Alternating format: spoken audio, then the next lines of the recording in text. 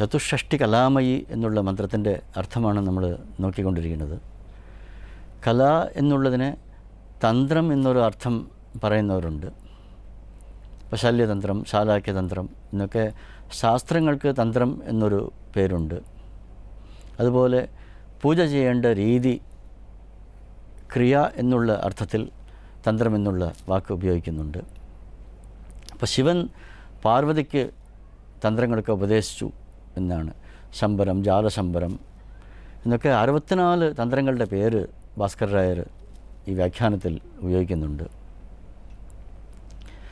അപ്പോൾ ഈ തന്ത്രങ്ങളൊക്കെ സ്വതന്ത്രമായിട്ട് നമുക്ക് മോക്ഷപ്രാപ്തിയെ നൽകുന്നതല്ല. അത് മാത്രം നമ്മൾ അഭ്യസിച്ചു, ഇപ്പോൾ സംഗീതം മാത്രം അഭ്യസിച്ചു എന്ന് വെച്ചാൽ നമുക്ക് മുക്തി കിട്ടിക്കൊള്ളണമെന്നില്ല.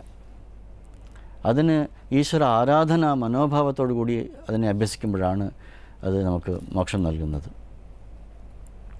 അതുകൊണ്ട് ആദിശങ്കരർ ഈ കലകളെ ഈ തന്ത്രങ്ങളൊക്കെ അഭ്യസിക്കേണ്ട രീതി പറയുന്നു. ചതുഷ്ഷ്ട്യാ തന്ത്രൈഹി സകലം അതിസന്ധായ ഭുവനം പുനസ്തത്തത് പസവ പരതന്ത്രൈഹി പശുപതി പുനസ്ത്വം നിർബന്ധാത് അഖില പുരുഷാർത്ഥൈക ഘടന സ്വതന്ത്രം തേതന്ത്രം ക്ഷിതിതലം അവാതീതരതിദം എന്നൊരു ശ്ലോകത്തിൽ അദ്ദേഹം ഈ തന്ത്രങ്ങളെപ്പറ്റി പരാമർശിക്കുന്നു. പശുപതി എന്ന് വെച്ചാൽ പശു എന്ന് വെച്ചാൽ ജീവജാലങ്ങളാണ്. എല്ലാ ജീവജാലങ്ങളെയും സംരക്ഷിക്കുന്ന പശുപതി 64 തന്ത്രങ്ങൾ ഉണ്ടാക്കിയത്രേ. ആ തന്ത്രങ്ങളെ മാത്രം അഭ്യസിച്ചതുകൊണ്ട് ജനങ്ങൾക്ക് വേണ്ട ഫലമുണ്ടായില്ല, മോക്ഷപ്രാപ്തി ഉണ്ടായില്ല. അതുകൊണ്ട് പുനസ്ത്വം നിർബന്ധാത് അഖില പുരുഷാർത്ഥൈക ഘടനാ സ്വതന്ത്രം. അതുകൊണ്ട് ദേവി നിർബന്ധിച്ചു. തൻ്റെ മക്കളോടുള്ള സ്നേഹം കൊണ്ട് ദേവി പറഞ്ഞു, ഈ ഭക്തി എന്നുള്ള ആ ഒരു കാര്യത്തോട് കൂടിയിട്ടുള്ള തന്ത്രങ്ങൾ വേണം എന്ന് പശുപതിയോട് നിർബന്ധിച്ചു, തൻ്റെ ഭർത്താവിനെ നിർബന്ധിച്ചു. അങ്ങനെ പശുപതി സ്വതന്ത്രതന്ത്രം എന്ന് പറയുന്ന, ശ്രീവിദ്യ എന്ന് പറയുന്ന, ദേവി ഉപാസന എന്ന് പറയുന്ന തന്ത്രം നിർമ്മിച്ചു. അതുകൊണ്ട് എല്ലാവരും കൃതാർത്ഥരായി. സാധാരണ ജനങ്ങൾ കുറച്ചും കൂടി നല്ല സാധകരായിട്ട് മാറി, മധ്യമ സാധകർ ഉത്തമ സാധകരായി മാറി, ഉത്തമ സാധകരൊക്കെ മോക്ഷപ്രാപ്തി നേടി, ഉത്തമരായിട്ടുള്ള ജനങ്ങൾ ഉത്തമോത്തമരായി എന്നൊക്കെ എല്ലാ അധികാരികൾക്കും പറ്റുന്ന രീതിയിൽ ഈ ദേവി ഉപാസന എന്നുള്ള ഈ തന്ത്രം പശുപതി സാക്ഷാത് പരമേശ്വരൻ ഉണ്ടാക്കി എന്ന് സൗന്ദര്യലഹരിയിൽ പറയുന്നു. ചതുഷ്ഷ്ട്യുപചാരാഢ്യ ചതുഷ്ഷഷ്ടി കലാമയി മഹാചതുഷ്ഷഷ്ടികോടി യോഗിനി ഗണസേവിത എന്നുള്ള മന്ത്രങ്ങളുടെ സാമാന്യ അർത്ഥമാണ് നമ്മൾ നോക്കിയത്. 64 കോടി യോഗിനികളാൽ പരിസേവിക്കപ്പെട്ടവൾ എന്നാണ് മഹാചതുഷ്ഷഷ്ടി കോടി യോഗിനി ഗണസേവിത എന്നുള്ളതിൻ്റെ അർത്ഥം. അതിനെപ്പറ്റിയുള്ള ഒരു കഥ നേരത്തെ നമ്മൾ കാണുകയുണ്ടായി. ഇനി അടുത്ത മന്ത്രം മനുവിദ്യ ചന്ദ്രവിദ്യ ചന്ദ്രമണ്ഡല മധ്യക എന്നുള്ളതാണ്.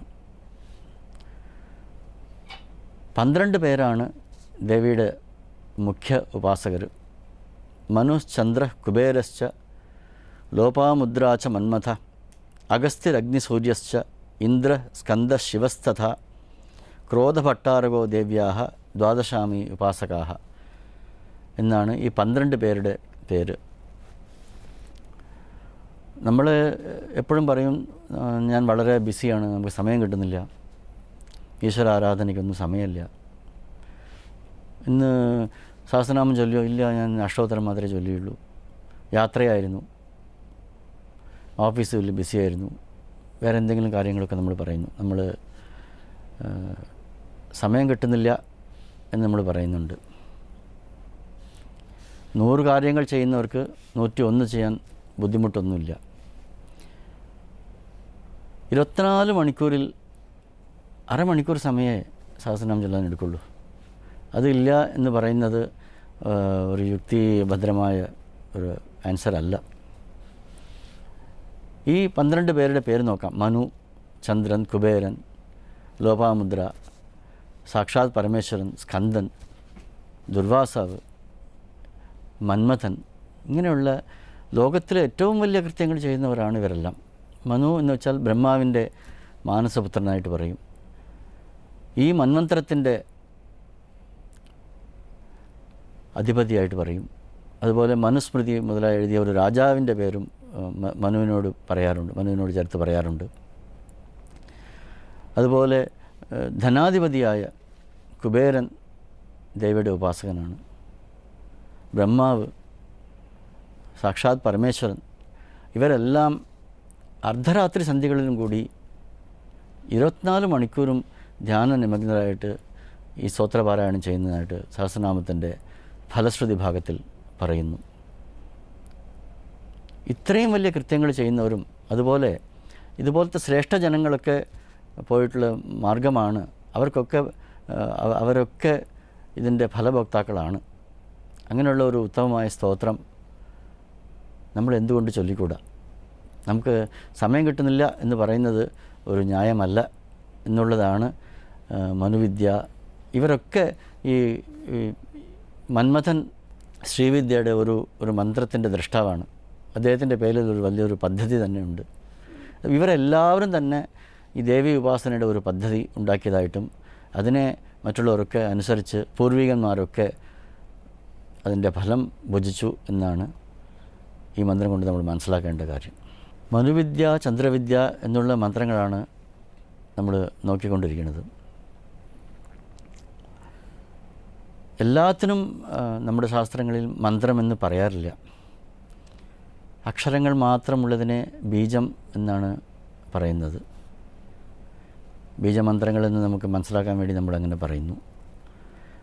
അതുപോലെ പുരുഷരൂപത്തിലുള്ള ദേവന്മാരെ സൂചിപ്പിക്കുമ്പോൾ മന്ത്രം എന്നും, അതുപോലെ ചില അക്ഷരങ്ങളുടെ എണ്ണം കൂടുമ്പോൾ 24 അക്ഷരത്തിൽ കൂടുതലായാൽ അതിനെ മന്ത്രമാല എന്നും പറയും. ഈ ശ്രീ ലളിതാ സഹസ്രനാമം ഒരു അത്ഭുത കൃതിയാണ്.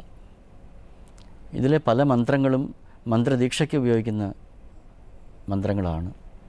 ഇപ്പം നമ്മൾ അമ്പലങ്ങളിലൊക്കെ കാണാം, ഓം ഹ്രീം മഹാദേവ്യൈ നമഃ, ഓം പരാശക്തിയൈ നമഃ എന്നൊക്കെ കാണാം. ഈ മന്ത്രങ്ങളൊക്കെ ഗുരുക്കന്മാർ തൻ്റെ ശിഷ്യന്മാർക്ക് മന്ത്രദീക്ഷയായിട്ട് കൊടുക്കുന്ന മന്ത്രങ്ങൾ കൂടിയാണ്.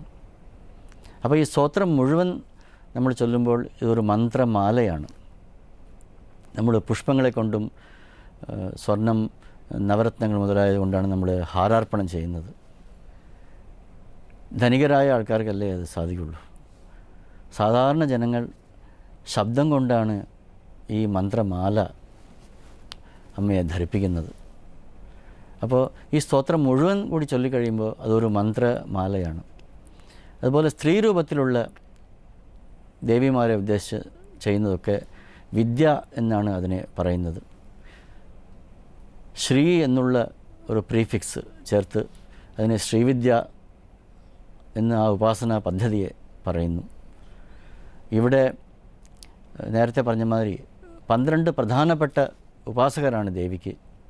മനു, ചന്ദ്രൻ, കുബേരൻ, ബ്രഹ്മാവ്, മഹേശ്വരൻ, സുബ്രഹ്മണ്യൻ, ദുർവാസാവ്, ലോപാമുദ്ര, അഗസ്ത്യൻ, ഇങ്ങനെയുള്ള ഈ അതിശ്രേഷ്ഠരായ ആളുകളൊക്കെ അവരവർ കണ്ട മന്ത്രങ്ങളെയും അവരതിനെ ഉണ്ടാക്കിയെന്ന് പറഞ്ഞുകൂടാ, അവരതിനെ സ്മരിച്ചു അല്ലെങ്കിൽ കണ്ടറിഞ്ഞു എന്നേ പറയാൻ സാധിക്കുള്ളൂ. അവരുണ്ടാക്കിയ ഉപാസന പദ്ധതി, അതിനെയാണ് വിദ്യ എന്നുള്ള വാക്കുകൊണ്ട് ഉദ്ദേശിക്കുന്നത്. ഈ മനുവിദ്യ, ചന്ദ്രവിദ്യ എന്ന് 2 ഉപാസകന്മാരുടെ ഉദാഹരണങ്ങളാണ് ഇവിടെ കാണിച്ചിട്ടുള്ളത്. ഈ ഉപാസനാ പദ്ധതിയിലൂടെ മോക്ഷപ്രാപ്തി വരെ ഉണ്ടാകും എന്നുള്ളതാണ്. ഓരോ അധികാരി ഭേദമനുസരിച്ച് സാധാരണ ജനങ്ങൾ കുറച്ചും കൂടി നന്നാവും, മധ്യമരാവും, മധ്യമർ ഉത്തമരാവും, ഉത്തമർ ഉത്തമോത്തവരാവും എന്നാണ് ഈ മന്ത്രത്തിൻ്റെ സൂചന.